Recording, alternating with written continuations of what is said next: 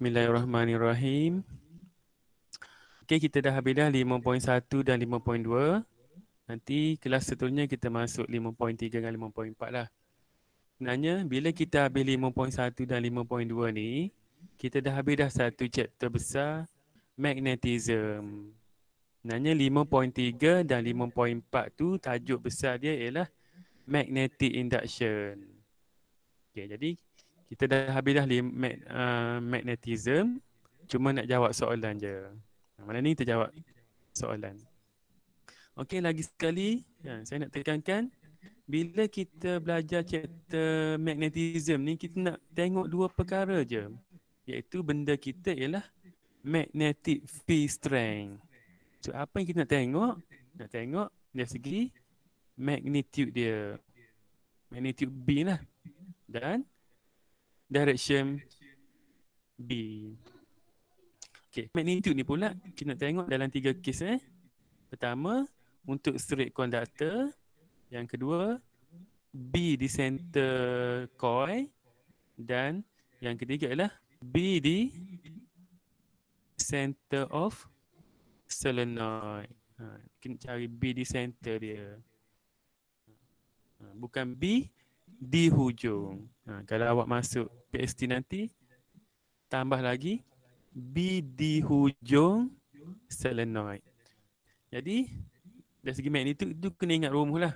Mana tadi pun saya dah ada cerita dah bagaimana kita nak kena kenal simbol-simbol dalam rumus supaya kita boleh menggantikan nilai yang betul nanti. Okay. Sebelum kita jawab soalan, saya nak tegaskan lagi pasal direction. Sebab bila kita calculate nanti, memang dia akan melibatkan kita direction. Kita tak boleh calculate dengan betul. Maksudnya kita tak tahu operasi tambah ke tolak nanti sebab kita tak lukis direction yang betul. Jadi kena lukis direction magnetic field dulu dengan betul, baru kita boleh kira. Okay. Jadi untuk nak tahu arah direction for magnetic field, kita kena guna right hand grip rule kan. Tangan kanan yang kita kena grip. Kita kena genggam. Jadi kalau tengok contoh untuk straight conductor ini, straight wire ini, kita genggam wire itu. So bila kita genggam, ibu jari ni kita jadikan dia direction current ke atas, ibu jari kan kita mengalir ke atas, dan jari-jari yang lain tu ialah direction B. Kalau kita genggam rapat-rapat, nanti kan dia akan macam tu lah. Cuma tangan kita tak tembus je keluar tu kan. Kalau tangan awak boleh tembus macam tu, lari orang. So dia sebenarnya dah nak pusing lah tu kan. Itulah arah B lah. Jadi kalau kita genggam macam tu, kita akan dapati seolah-olah macam, kita akan nampak macam B itu sedang dalam arah anti-clockwise. Okay. Jadi kalau kita pergi dalam bentuk yang ini, yang tidak ada tangan dah. So tadi anti, kita akan nampak macam tu lah. Belah ni akan nampak macam tu kan. Belah kiri nampak macam tu. So sebenarnya bila kita buat bulat macam ni, kita tak nampak apa yang sebenar berlaku kepada B itu, arah B itu. Sebab itulah kita kena guna perwakilan X untuk menyatakan dia enter ke page, dan dotted circle ni untuk menyatakan dia out from page.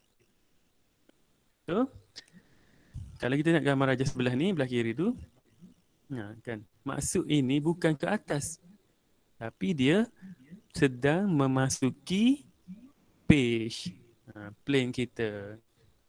So kalau masuk kena simbol lah X kan, crosses, semua ni, semua kan, semua tu. Dan yang belah kiri dia, dia bukannya ke bawah, tapi dia sedang keluar from page. Okay, faham ke? Kena faham ni kan, sebab Bila awak masuk PhD, ada satu subtopik nama dia Magnetic Field Force, yang mana kita sangat-sangat kena faham melukis arah B ini. Faham bagaimana nak menggunakan right hand grid rule untuk determine the direction of magnetic field. Okay. Itu kalau direction current naik ke atas. Okay. Boleh tak awak bayangkan? Okay, kita buat satu lagi lah. Kalau direction I ke bawah, katakanlah current ke bawah. Jadi kita genggamlah ibu jari kita. Terbaliklah pula. Kita letaklah ibu jari ke bawah. Jadi ibu jari tu adalah I. So, ini adalah B. So, bila kita genggam wire kita lah. So, bila kita genggam, kita akan dapati bahawa di sebelah kanan dia, magnetic field dia, apa dia? Apa dia, Debbie? Untuk direction current ke bawah, yang di sebelah kiri, ke arah manakah magnetic field? Okay, Debbie jawab, Debbie. Sebelah kiri. Sebelah kiri wire. Apa dia? Keluar. Cuba awak ambil tangan awak. Awak genggam tangan awak kanan tu. Dan awak pusing ibu jari ke bawah. Tu, lepas tu awak tengoklah anak jari awak yang 4 lagi tu. Genggam tu, biar belakang tapak tangan tu ke dada kita. Jadi bila awak genggam macam tu, ke mana anak jari yang 4 lagi tu menghala? Cuba buat. Masing-masing orang kena buat ni kalau dia tak faham. Dia pergi kanan. Pergi kanan. Okey, lepas ke kanan tu dia pergi mana? Okey. Lepas dia masuk kanan tu, dia pergi ke mana? Kan jari awak kan bukan jari kita ni kan boleh lipat-lipat. Bukan jari kita macam tu kan. Kan boleh lipat. Awak kita lipatlah jari kita tu. Okey, betul ke kanan tapi lepas dia ke kanan, cuba awak lipatkan jari awak tu 4 tu. Lipat sambil menggenggam. Cepat, lebih. Saya tanya ni supaya orang yang berkenaan tu lagi memahami lah.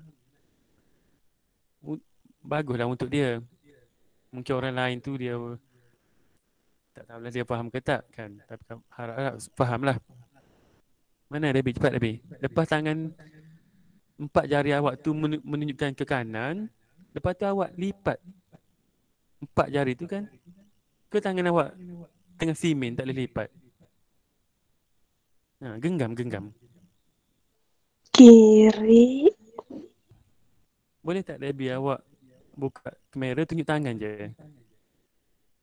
Boleh tak? Saya nak tengok awak buat ke tak. Ataupun Sylvester. Boleh tak? Lelaki tak apa. Sylvester. Itu saya kata tadi, penting ni kita kena tahu lukis direction current B dulu. Baru kita boleh mengira nanti. Direction dia into, sir. Into? Dia masuk. Dia masuklah. Jadi, yang di sebelah kiri, kita nampak magnetic field dia masuk. Masuk, simbol dia X. Yang di sebelah kanan dia nak keluar. Okey, boleh Debbie? Yang lain-lain jugalah. Boleh, sir. Okey. Cubalah, saya buat slow-slow. Sebenarnya, kita hanya guna grip rule. Fahamlah penggunaan dia. Okey, saya nak tanya satu lagi. Macam mana kalau wire ini, ni wire ni, kita turunkan dia ke bawah. Macam mana jadi? Dia akan jadi tu wire. Dan tadi wire tu naik air dekat atas. Sekarang ni kedudukan wire dia macam ni. Tu pandangan cerong. Tapi sebenarnya kalau siapa belajar lukisan kejuruteraan, bila kita tengok pada pandangan depan, itulah. Okey, faham ke maksudnya tu? Okay, sekarang ni bulatan titik tu ialah apa dia? Apa yang saya lukis ni? Apa dia dulu? Apa tu maknanya benda lah, benda. Apa dia tu? Betul. Apa dia? Sign magnetic field tu keluar. Apa ni benda? Benda. Ting. Apa dia tu yang saya lukis? Circular coil. Saya tanya apa benda tu? Wire, sir. Wire. Wire itu sedang keluar daripada satah itu. Kalau awak tengok laptop, dia wire itu keluar daripada laptop lah. Kalau awak tengok handphone, wire itu keluar daripada handphone lah. Jadi yang saya lukis ni lah wire. Yang saya lukis ni lah WIRE, wire. Apa maksud wire itu? Wire itu bawa current ke mana?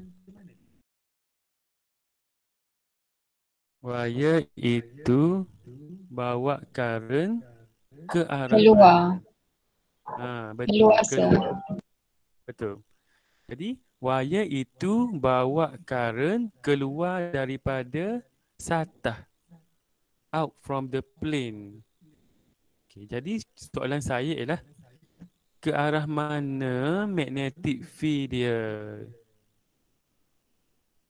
Ataupun macam mana arah magnetic field dia?